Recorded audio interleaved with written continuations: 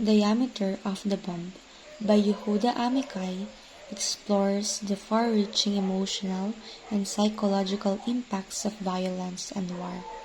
Using the bomb's diameter as a metaphor, the poem reflects on the lasting consequences of conflict, emphasizing themes of loss, pain, and the cyclical nature of violence.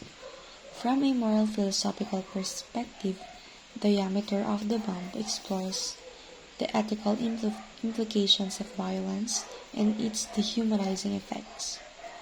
The poem shifts the focus from the bomb's direct impact to the broader, invisible suffering it causes, asking you to think about how violence disrupts lives in subtle, often invisible ways. It challenges the idea that violence can be justified by its immediate goals, instead highlighting the moral cost of such actions, which reverberate through time. The poem encourages me to question the morality of using force and to consider how much suffering is justified by the intended outcome.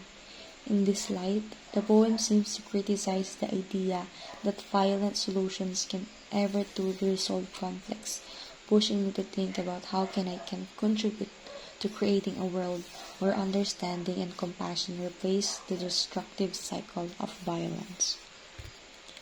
Reflecting on the diameter of the bomb by Yehuda Amichai, I am deeply moved by the way the poem connects the destructive power of violence to the intimate, personal lives of those affected.